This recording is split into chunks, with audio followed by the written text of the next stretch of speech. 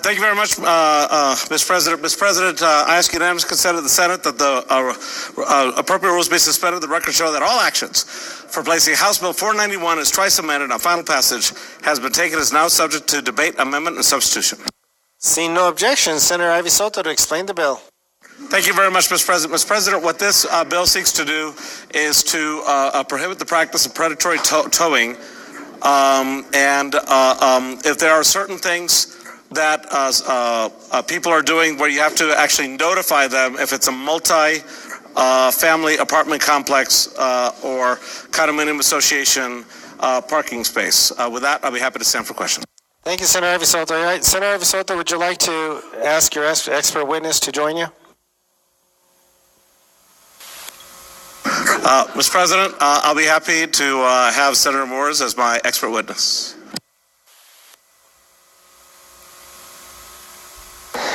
Senators, we're debating House Bill 491 as twice amended. Senator, would you like to now introduce your real expert witness on this bill? Mr. President, in addition to Senator Moores, I'm also joined by State Representative Natalie Figueroa. Welcome, Representative Figueroa. We're debating on this bill. Senator Sapien. Mr. President, are we asking unanimous consent or are we just introducing now? Just curious. They're representative senators, so we'll do the introduction. Nice call. I like that. Will my good friend from Albuquerque in a relatively 50-50 district yield? Senator Hb491, do you yield? Mr. President, I'll be happy to yield to my good friend from Corrales and Bernalillo in a more 50-50 district. Sold. Mr. President and my good friend, so talk to me from the standpoint of what's the problem here? Why do we need... first off, Mr. President and my good friend from... is this an act? Mr. President and Senator Sapien, this is not an act. Whew. Thank you, Mr. President. I thought maybe they'd missed 3 letters up there. Mr. President, my good friend from Albuquerque, tell me what the challenge is here that we need a law. Mr. President and Senator Sapien, the understanding is that there are towing companies that go around to apartment complexes to look for technical violations, such as an expired MVD tag or a flat tire or something. So and then they tow those vehicles, and then the person comes out. They really, in most cases, they probably think, Mr. President, Senator Sapien, that the car has been stolen, and then they ultimately discover that it's been towed, and they have to pay all the towing fees and try to get the car back. So, Mr. President, my good friend from Albuquerque, how are we not to know whether or not the owner of the property actually made the phone call to have the vehicle towed?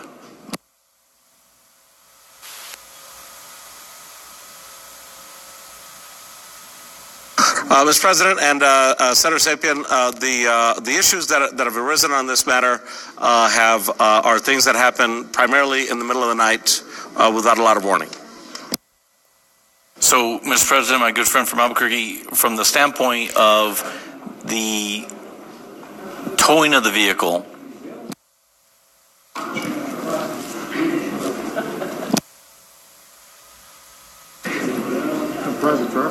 it is from private property, and so what research has the owner of the vehicle done to know that they didn't have some sort of violation?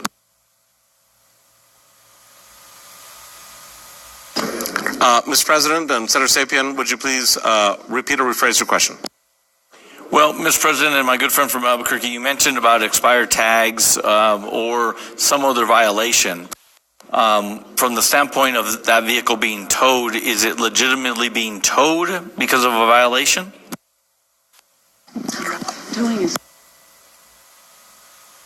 Mr. President and Senator Sapien, if it's a regulatory issue such as expired tags or having a flat tire, that's usually not actually a good cause for towing from private property. So, Mr. President, my good friend, are we suggesting that the tow companies are finding another revenue source by doing this unilaterally? Mr. President and Senator Sapien, my expert witness says yes. Okay. So, Mr. President, my good friend from Albuquerque, this bill requires that they contact the owner of the vehicle or they contact the owner of the property? Mr. President, Senator Sapien, the owner of the vehicle. And, Mr. President and my good friend, how would they contact the owner of the vehicle?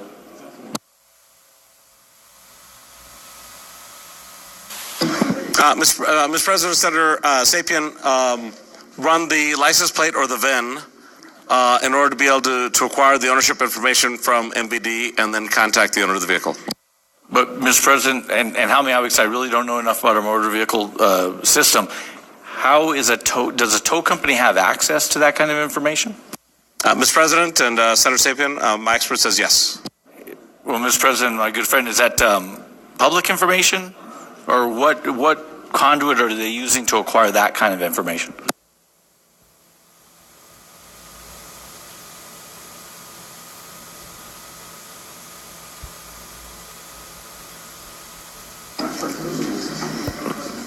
Mr. President, Senator Sapien, my expert is texting a friend. Well, Mr. President, if we're going to call a friend, will Senator Pirtle please yield? Mr. President, gladly. Great. Mr. Pirtle, did it snow in Roswell this weekend? Mr. President, unfortunately, no. We did have some heavy winds, as many of you might have known, and power lines were blown over. It was quite the windstorm, Mr. President and Senator. Well, Mr. President, I'm just trying to give our good friend from Albuquerque a little bit more time, but I did want to give you the opportunity to give us somewhat of an update. How is the recovery efforts going? Mr. President and Senator, from one of my buddies there in Dexter, they were able to accomplish a lot of the cleanup today with the help of some local dairies. They actually donated the use of their front-end loaders when they weren't absolutely necessary. Of course, the loaders are always needed, but from the times of 9 to 3, they were able to donate the use of those so that the community could come together and have a nice cleanup effort. So it's one of those bright moments, Mr. President, members of the body, where the community comes together whenever government fails us. Thank you. Mr. President, I'd love rural New Mexico when communities do come together like that. I think it's such a bright spot about New Mexico. So going back to my good friend from Albuquerque, are we in that point of having info? Mr. President and Senator Sapien, I'm told that as a tow company, they do have access, and what they currently do is that they contact the owner, Mr. President, Senator Sapien, after they've already towed the car and it's in the tow yard incurring storage fees. Okay, Mr. President, I'm not as aware of this type of challenge, and I hope that it is in need of a statute. Thank you, Mr. President. Thank you, Senator. We do have a further debate. Senator Candelaria. Senator O'Neill. Thank you, Mr. President. And would the sponsor yield for a question? Mr. President, I'd be happy to yield. Thank you, Mr. President. Senator, I'm just wondering, I remember this bill from Judiciary, and I was real impressed with the representative. I believe it came from a constituent, and it's real important that we be dialed into our districts respectively. But one thing I don't understand, because you named the problem really well, you know, about these cars that are, like, tow trucks are taking advantage of these situations.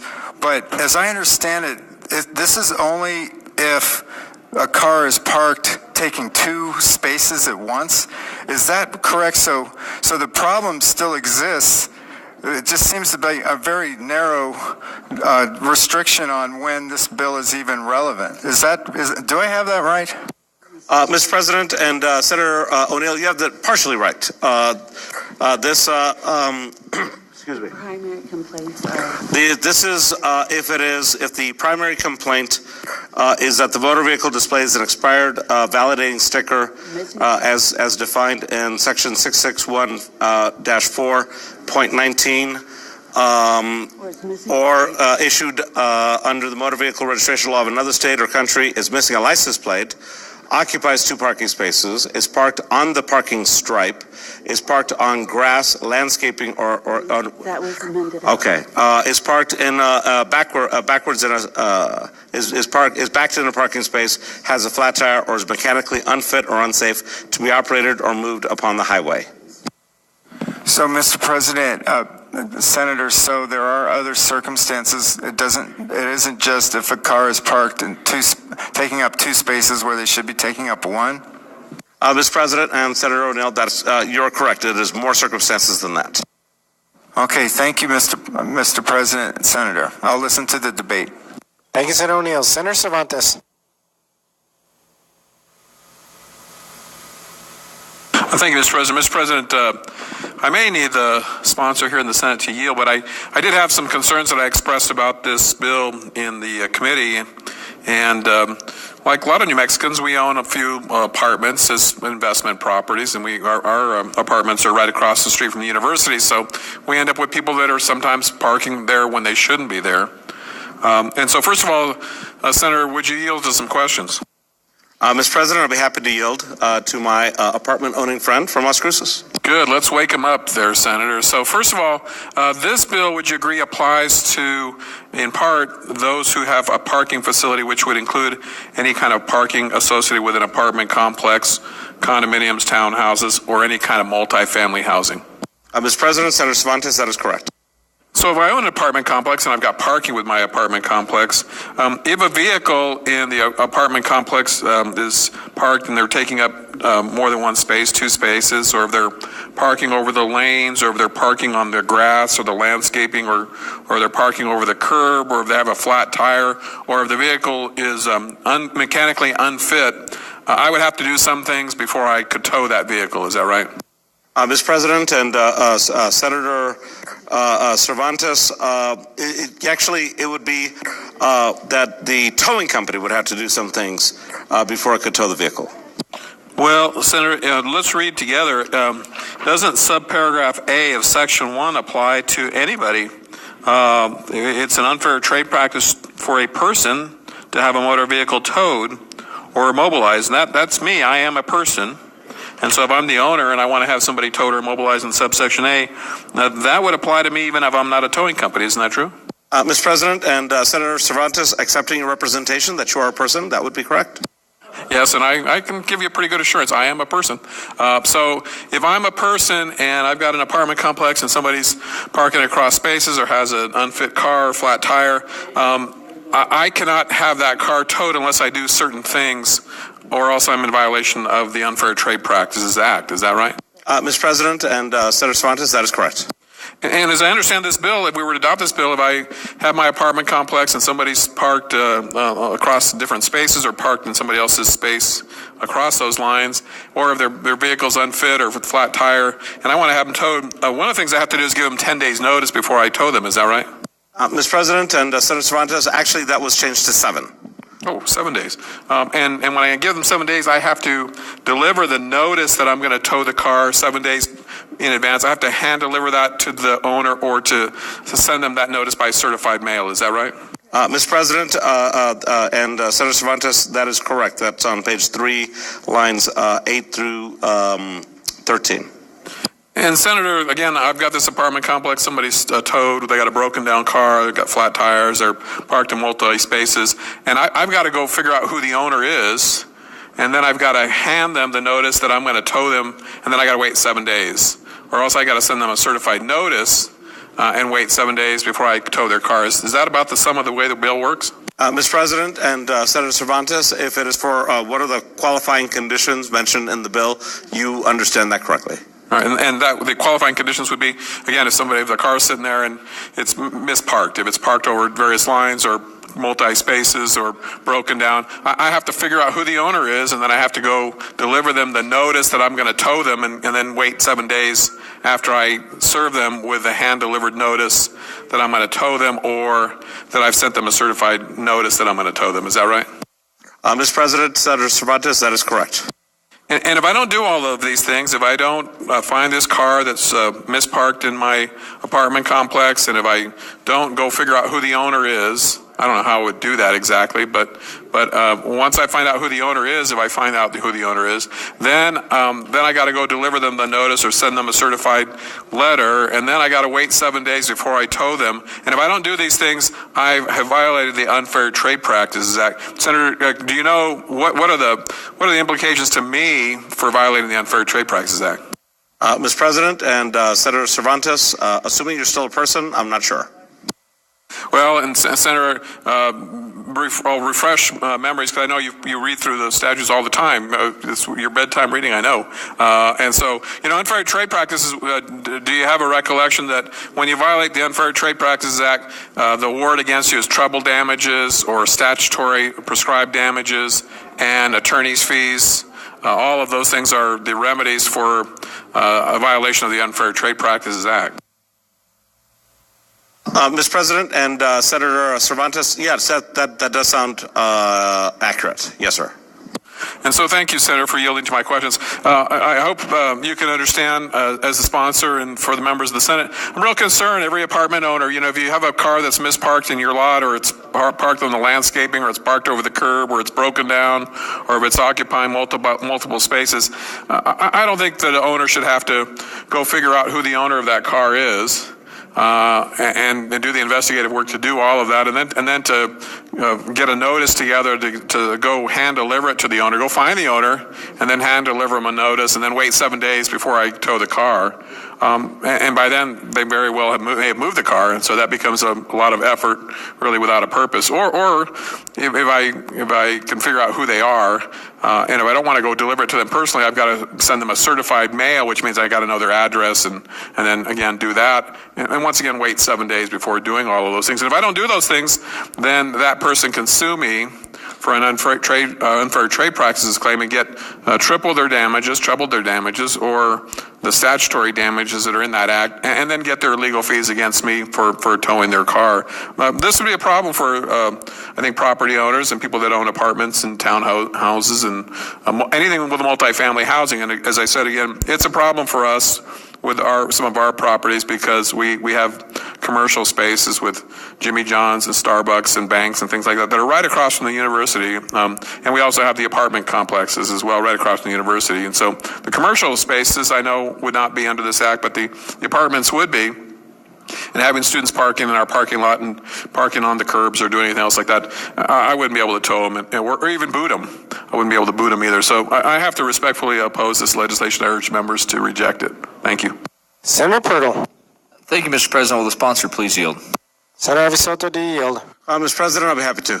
And Mr. President and Senator, what classifies something as multifamily? We have some farms that have multiple homes on the property, on the deed. If it's multiple homes on one single property, is that multifamily, Mr. President and Senator? Mr. President and Senator Purtle, the exact definition, this statute does not contain an exact definition of multifamily. And Mr. President and Senator, that's one of my concerns. Is at our main shop, we've actually had this issue arise where there are multiple homes on the deeded land, and a vehicle be parked outside of the lease agreement, and actually hindering our ability to do our job, harvest alfalfa, work on equipment and things. And so really, I think the unintended consequences of this are quite large, and I would urge the body to oppose this. Thank you. Thank you, Senator Purtle. Any further debate, Senators? Senator Baca. I withdraw my questions, Mr. President. Thank you, Senator. Any further debate? Seeing none, Senator Avisoto to close. Thank you very much, Mr. President. Mr. President, again, this is not an act, but it would be a law in terms of requiring, with regard to a resident at a multifamily complex, would not be able to have their vehicle towed without 7 days' notice delivered to them. And so, with that, Mr. President, I'm moved that House Bill 491, as twice amended, do now pass, and ask unanimous consent of the Senate that the record show that the roll has been called and that all those present voted in the affirmative, except for those voting in the negative by a show of hands. Senators, we are voting. To your seats. If you wish to vote no, please raise your hand. Senator Payne voting no. Senator Engel voting no. Senator Kernan voting no. Senator Griggs voting no. Senator Brandt voting no. Senator Burt voting no. Senator Moores voting no. Senator Baca voting no. Senator Scher voting no. Senator Woods voting no. Senator Gould voting no. Senator Fulfer voting no. Senator White voting no. Senator Purtle voting no. Senator Rue voting no. Senator Sapien voting no. Senator Cervantes voting no. Senator O'Neill voting no. Senator Ramos voting no. Senator Candelaria voting no. Senator Shindo voting no. Senator Papin voting no. Senator Martinez voting no.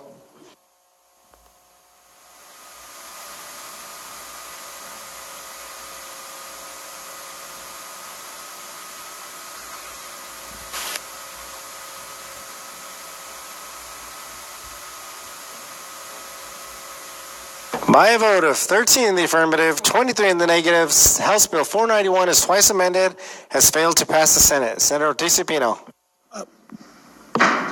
Excuse me, Senator Ivy Soto. Thank you very much, Mr. President. Thank you all for the robust debate. And if your car is not in the parking lot later on tonight. I thought you were next. Thank you, Senator Ivy Soto.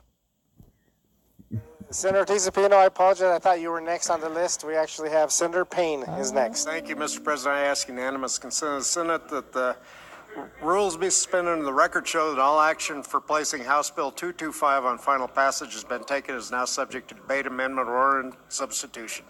Senate seeing no objection. Senator, if you'll explain the bill. Thank you, Mr. President. In the Department of Public Safety, we have a person who is known as the Search and Rescue Resource Officer. And what he does is he's responsible for training volunteer search and rescue people around the state and providing certifications for them and all.